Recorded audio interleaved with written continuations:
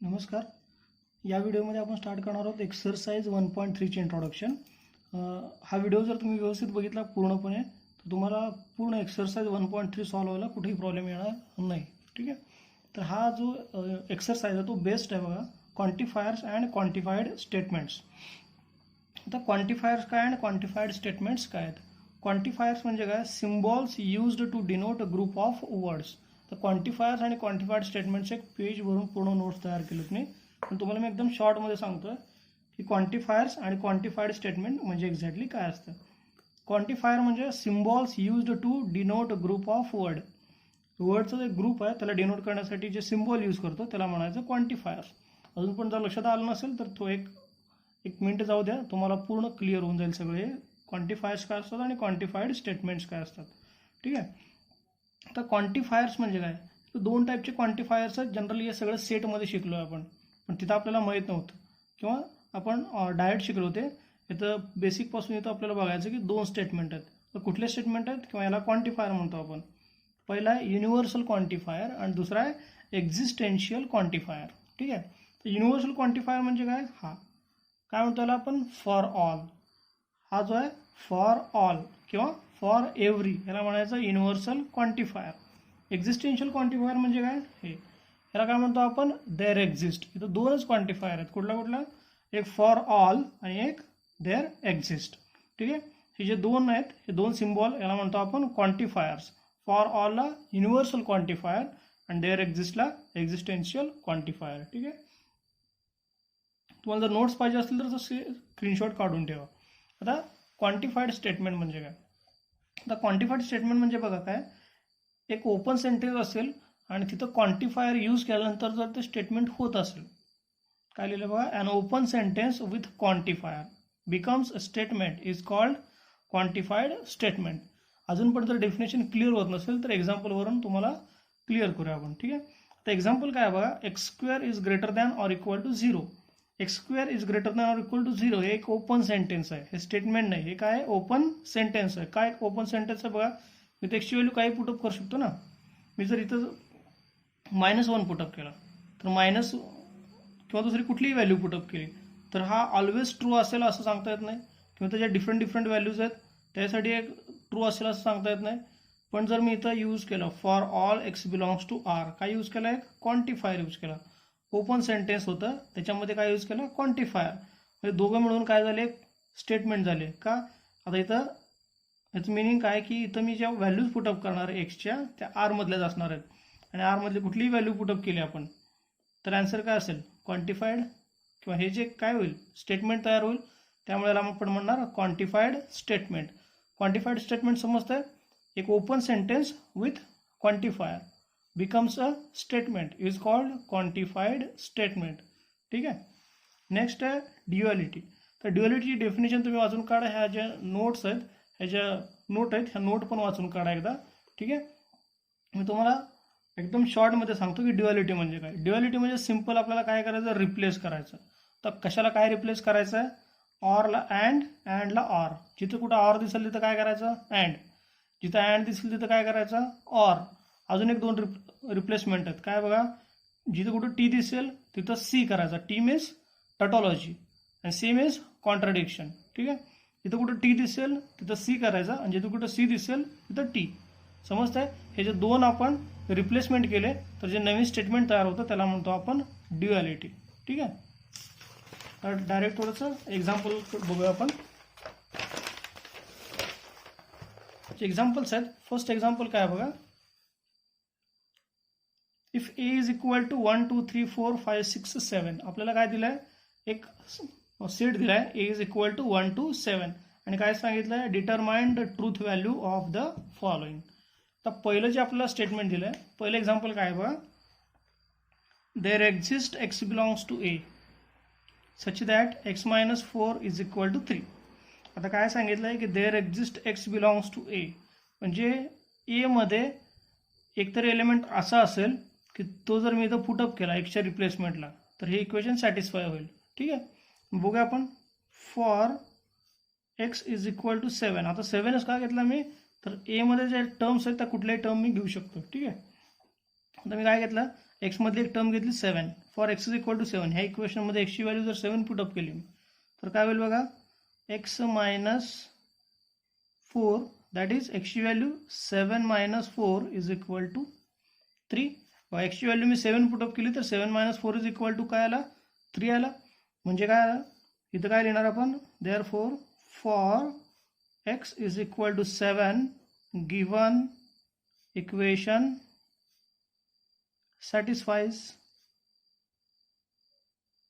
ठीक आहे. Therefore truth value, तर हे जर ट्रू असेल म्हणजे मी ए मधली एक व्हॅल्यू घेतली आणि ए मधल्या व्हॅल्यूसाठी हे जर करेक्ट येत असेल, हे ट्रूथ व्हॅल्यू काय असेल, truth value of given statement is T. T का लिहिलं समजतं. एक्झाम्पल समजलं बघा काय केलं आपण. एक्झाम्पल त्यांनी काय सांगितलं होतं की ए मधली कुठली एक व्हॅल्यू घ्या आणि ती व्हॅल्यू जर इथं एक्समध्ये पुटअप केली तर आन्सर 3 यायला पाहिजे होतं. मग ए मध्ये एक 7 व्हॅल्यू होती, 7 व्हॅल्यू घेतली आपण, 7 मायनस 4 काय आला, 3. मग ए मधल्या कुठल्याही व्हॅल्यूसाठी जर हे सॅटिस्फाय होत असेल तर हे स्टेटमेंट ट्रूच आहे. ठीक आहे. आता सेकंड स्टेटमेंट, सेकंड काय लिहिलं आहे, आता दोन स्टेटमेंटमध्ये फरक बघा. इथं काय लिहिलं होतं की there exist x belongs to A, म्हणजे इथं एकतर एलिमेंट असा असेल की हे इक्वेशन सॅटिस्फाय करेल. पण आता इथं काय लिहिलं आहे, for all x belongs to A, म्हणजे एक्समधल्या कुठल्याही व्हॅल्यूसाठी हे इक्वेशन ट्रू आहे. मिनिंग काय आहे की ए मधली कुठली व्हॅल्यू घ्या, इथली कुठली व्हॅल्यू घ्यायची आणि एक्समध्ये पुटअप करायची, हे इक्वेशन सॅटिस्फाय झालंच पाहिजे. ठीक आहे. मी एक डायरेक्ट अशी व्हॅल्यू घेतो की ज्याच्यासाठी इक्वेशन सॅटिस्फाय होणार नाही. इथं मी लिहितो for x is equal to 1. मी जर एक्स इज इक्वल टू 1 घेतलं तर एक्स प्लस 1, हा एक्स प्लस 1 म्हणजेच काय होणार, एक्सची व्हॅल्यू इथं काय घेतली आपण 1, 1 प्लस 1 इज इक्वल टू 2. तर हे 2 3पेक्षा मोठा आहे का, नाही. म्हणजेच हे काय झालं, हे स्टेटमेंट काय झालं, फॉल्स. आता तुम्ही म्हणणार की 2 साठी ट्रू होतं आहे, 3 साठी ट्रू होतं आहे, 4 साठी ट्रू होतं आहे. बरोबर आहे, 2 to 7 सगळ्यांसाठी ट्रू होतं आहे. पण प्रॉब्लेम काय आहे, त्याने काय सांगितलं आपल्याला की for all x belongs to A, म्हणजे ए मधल्या सगळ्या व्हॅल्यूसाठी हे ट्रू आहे असं सांगितलं. मग बरोबर आहे का, नाही. का, हे केस मिळाले ना आपल्याला, यासाठी ट्रू होत नाही.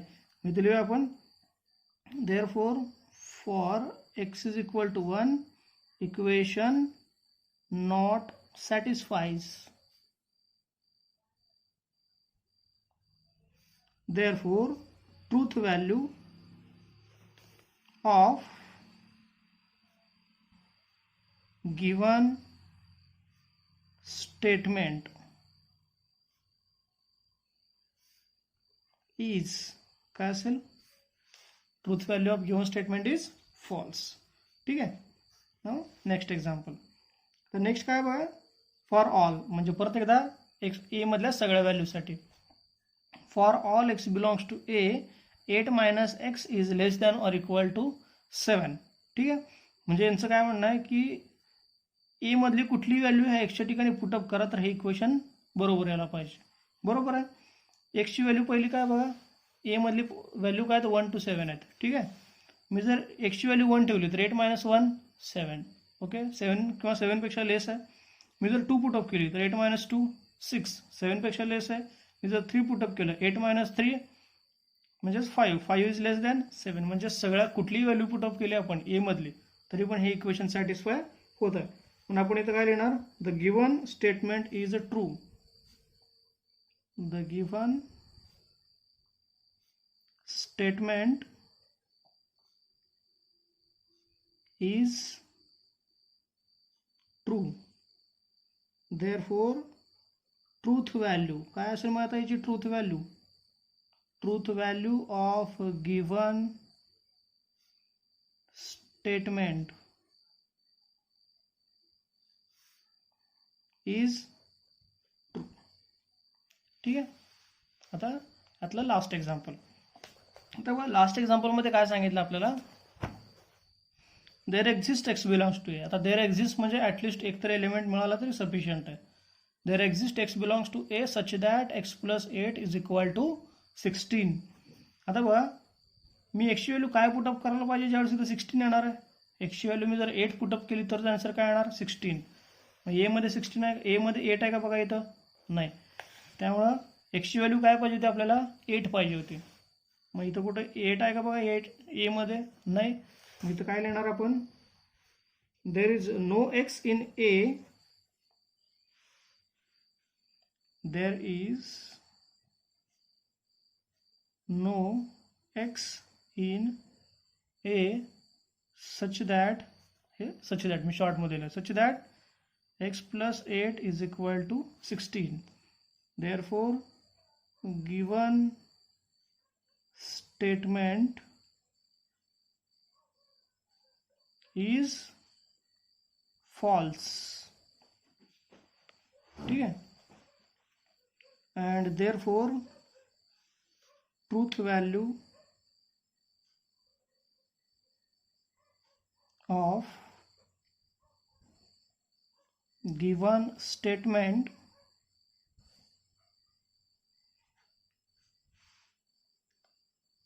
is false. समजतंय. एक्झाम्पल तुम्ही इझी असे एक्झाम्पल्स आहेत. ओके, नेक्स्ट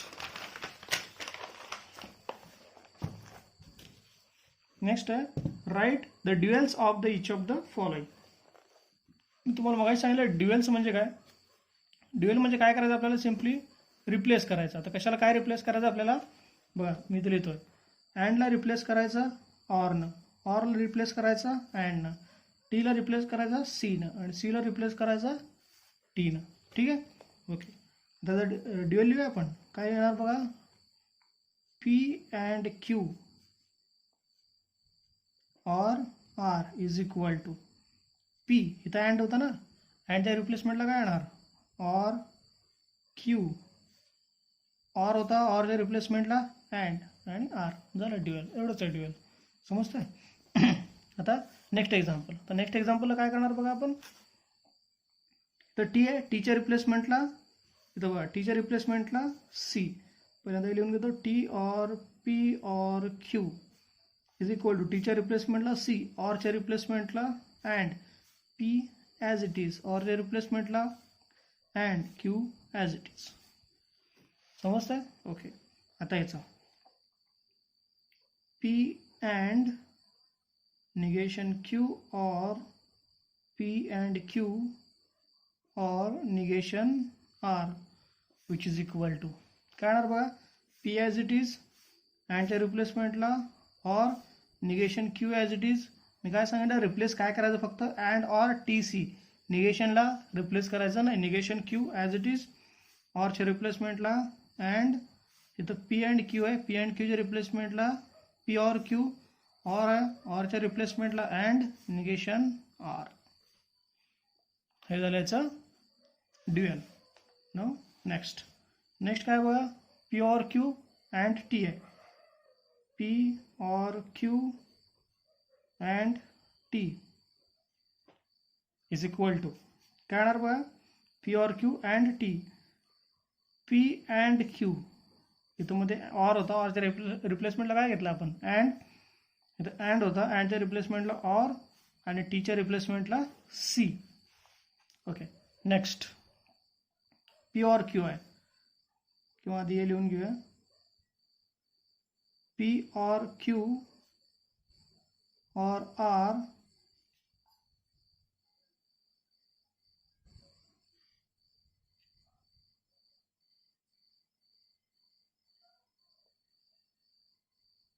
डायरेक्टली लिहायचं.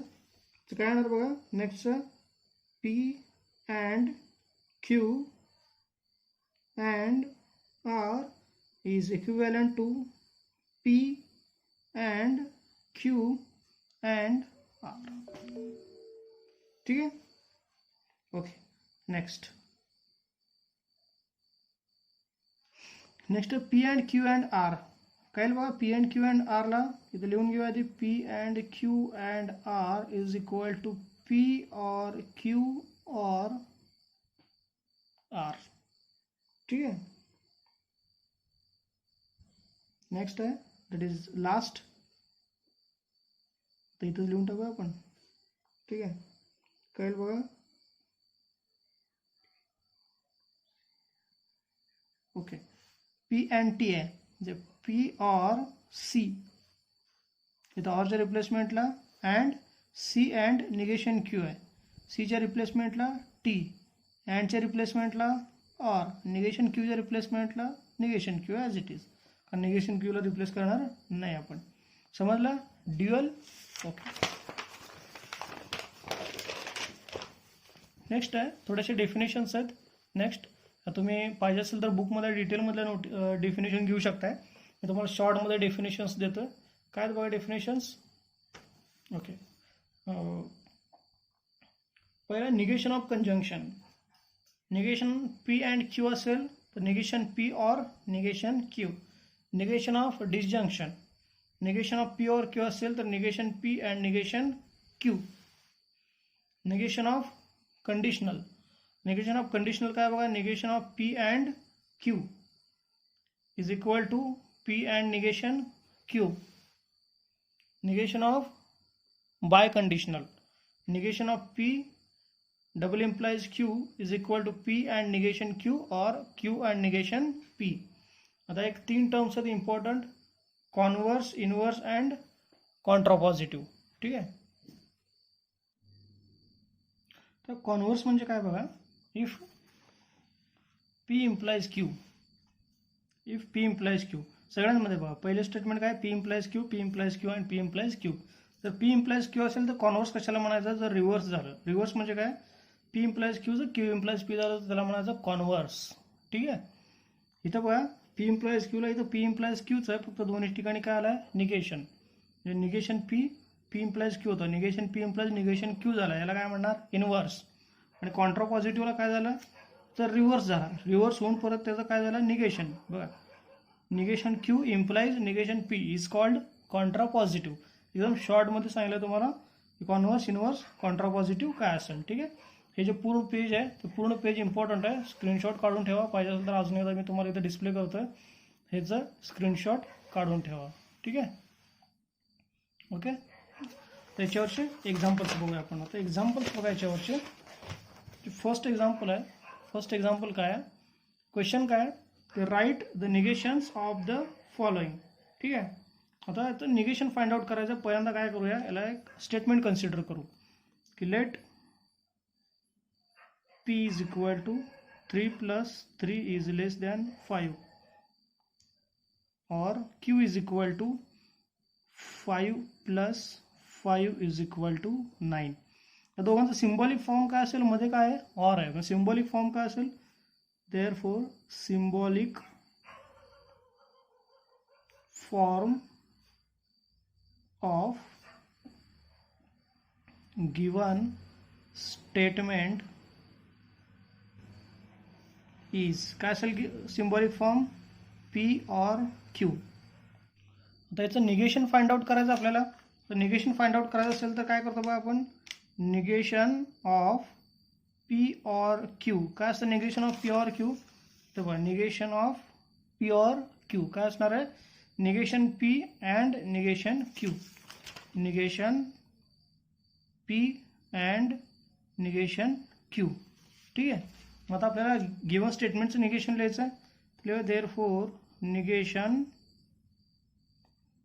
ऑफ गिवन स्टेटमेंट इज काय असेल. गिवन स्टेटमेंटचं निगेशन. पहिलं स्टेटमेंटचं निगेशन म्हणजे हे जे स्टेटमेंट आहे त्याचं निगेशन काय असेल. इथं काय लिहिलं 3 plus 3 इज लेस दॅन 5. इथे काय लिहिणार आपण 3 plus 3 is greater than or equal to 5. हे झालं याचं निगेशन. और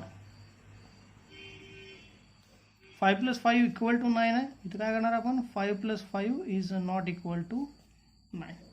समजतंय. ओके. तर नेक्स्ट एक्झाम्पल. नेक्स्ट एक्झाम्पलमध्ये पण आपल्याला परत तेच करायचं. ओके. पहिल्यांदा कन्सिडर करू की let p is equal to first statement. That is first statement काय बघा 7 is greater than 3. Next statement and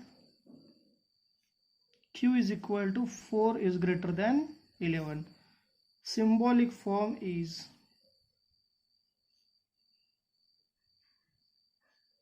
काय असेल symbolic form p and q. कारण मध्ये काय आहे and. ठीक आहे. Therefore negation of p and q काय असेल तर negation of p and q. Negation P, इथं अँडचं काय होणार, ऑर होणार, आणि क्यूला काय होणार, negation q. Therefore negation of given statement is, काय असेल गिवन स्टेटमेंटचं निगेशन, ह्याचं निगेशन लिहायचं आपल्याला. 7 is less than or equal to 3, म्हणजे त्याच्या एक्झॅक्टली अपोजिट लिहून टाकायचं. आता इथं 4 इज ग्रेटर दॅन 11 लिहिलं होतं, आपण काय लिहिणार, 4 is less than or equal to 11. समजतंय? Okay. Next, the number neither odd nor perfect. ठीक आहे.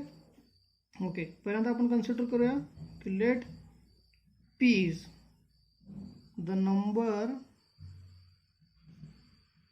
Is odd and q is, q काय असेल बघा statement, the number is perfect square. The number is perfect square. ठीक आहे. आता काय लिहिलं आपल्याला, हे दोन्ही कंबाईन करायचे, त्याचा जो सिम्बॉलिक फॉर्म असणार आहे, सिम्बॉलिक फॉर्म असणार आहे, मी तर डायरेक्ट लिहितो थोडंसं, symbolic form is p and q. आता याचा negation, negation of p and q is equal to काय असेल, negation p or negation q. ठीक आहे. आता त्या स्टेटमेंटचा जो सिम्बॉलिक स्टेटमेंटचं जो निगेशन आहे ते कसं लिहिणार आपण, देअरफॉर निगेशन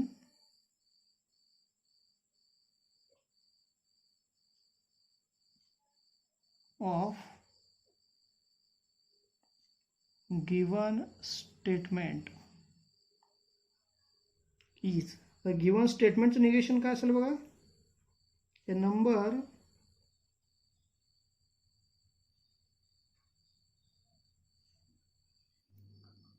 त्याचं निगेशन काय येईल बघा, काय लिहिलं negation, negation p or negation Q. तर पी स्टेटमेंट काय होता, नंबर इज ऑड. ठीक आहे. आता ॲक्च्युली स्टेटमेंट काय होता, the number is neither odd, त्याचं निगेशन काय येईल, नंबर इज ऑड. इथं काय लिहिलं आहे, ऑर, इथं काय लिहिलं आपण, or. The number is odd or, इथं काय लिहिलं, नॉर परफेक्ट स्क्वेअर. मग नॉरचं निगेशन काय असेल, परफेक्ट स्क्वेअर, परफेक्ट स्क्वेअर. ठीक आहे. ओके. तर आपलं नेक्स्ट एक्झाम्पल, तर नेक्स्ट काय बघा, त्यातलं लास्ट एक्झाम्पल याचं काय लिहिलं आहे, number is an even number if and only if it is divisible by 2. ठीक आहे. पहिल्यांदा त्याला कन्सिडर करूया की पी, पी काय असेल स्टेटमेंट, पीला काय कन्सिडर करूया आपण की the number is an even number, the number is an even number. Q, Q काय कन्सिडर करू आपण, it is divisible by 2, number is divisible by 2. The number is divisible by 2. Symbolic form मी शॉर्टमध्ये लिहिलं, तुम्ही असं लिहू नका. सिम्बॉलिक फॉर्म इज काय असेल, symbolic form p implies and implied by q, double implication आहे ना, इफ अँड ओनली इफ आहे, therefore p is implies and implied by q. आता याचं negation, negation of p double implication q is equal to, आता बघा negation काय बघा, negation of p double implication q is equal to P and negation q, p and negation q, or काय असेल, Q and negation p. ठीक आहे. आता याचा डायरेक्ट आपण स्टेटमेंट लिहून टाकूया. स्टेटमेंट काय असेल बघा, पहिलं काय, पी, पी म्हणजे काय, the number is an even number as it is, the number is an even number. हे काय, अँड, इथला and as it is. Negation q, q काय लिहिलं होतं, the number is divisible by 2. मग आपण आता त्याचं निगेशन लिहायचं, काय लिहिणार, the number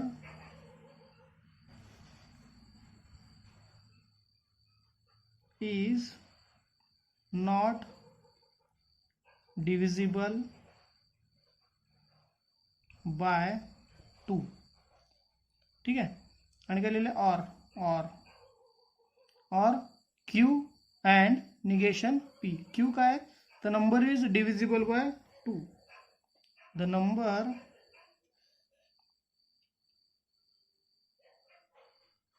is divisible by 2 and negation p. p काय आहे, number is an even number.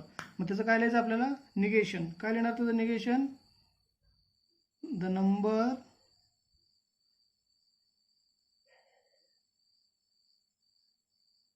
Is not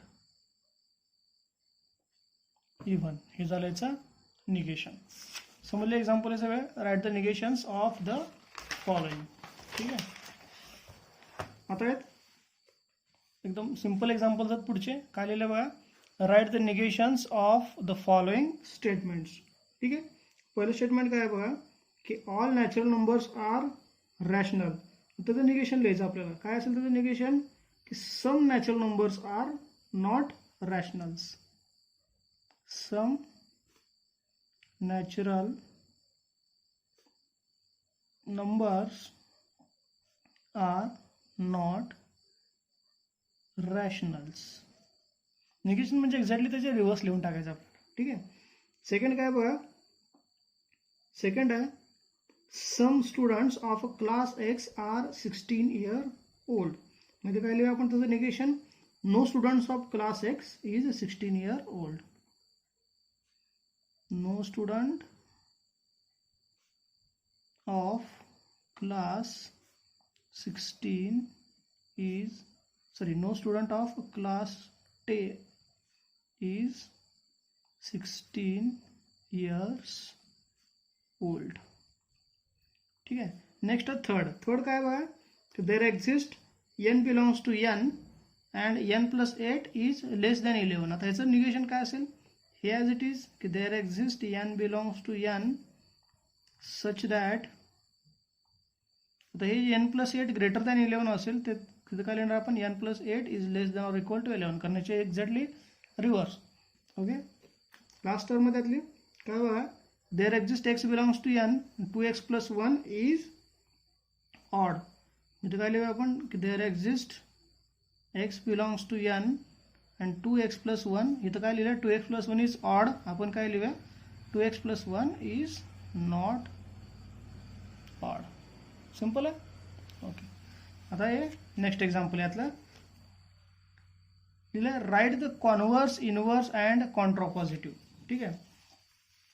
आता पहिल्यांदा आपण हे स्टेटमेंट लिहून घेऊया पी आणि क्यूच्या फॉर्ममध्ये. त्यानंतर बघूया याचं कॉन्व्हर्स, इनव्हर्स आणि कॉन्ट्रापॉझिटिव्ह कसं लिहायचं आहे. ठीक आहे. ओके.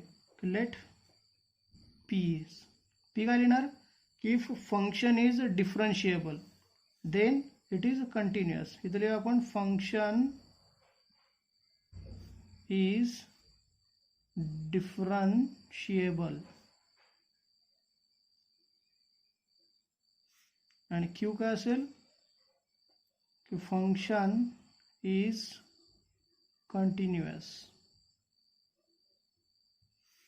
त्यातला पहिला आहे कॉन्व्हर्स. ठीक आहे.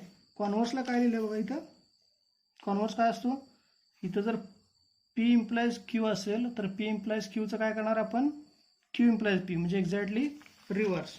ठीक आहे.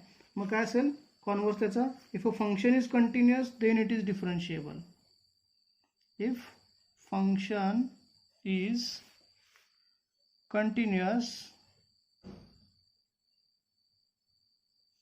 then it is differentiable. ठीक आहे.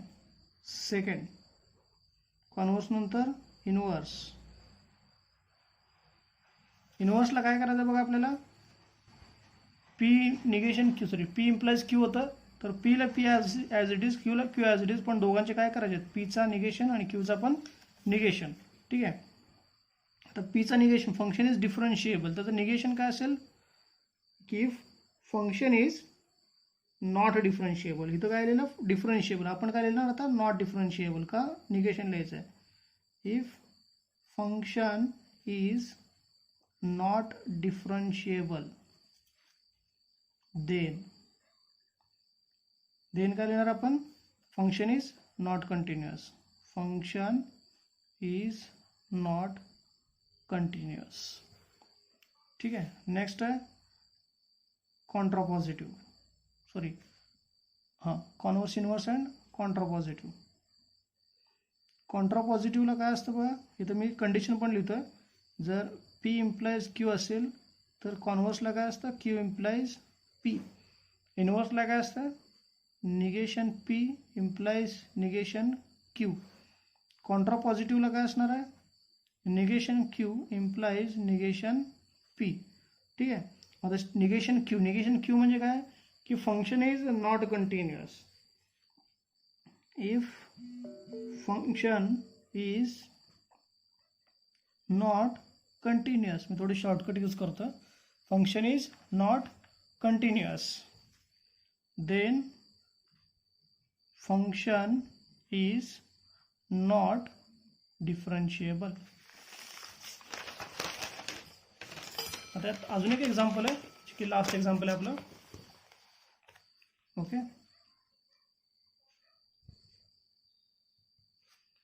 आता यामध्ये काय करायचं बघा, परत एकदा आपण स्टेटमेंट कन्सिडर करूया की let p is equal to काय करणार आपण, it rains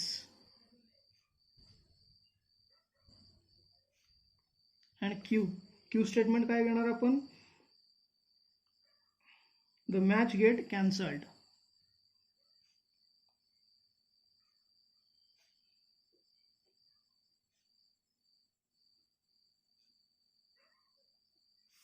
match get cancelled.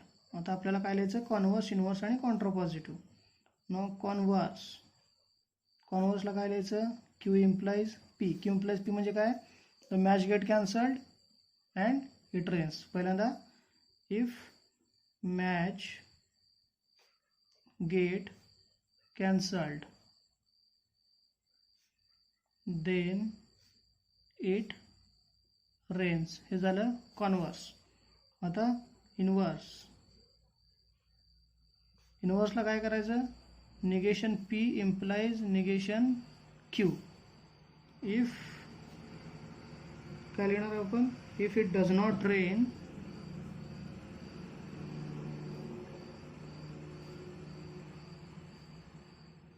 Then match will not cancelled. And last, contrapositive.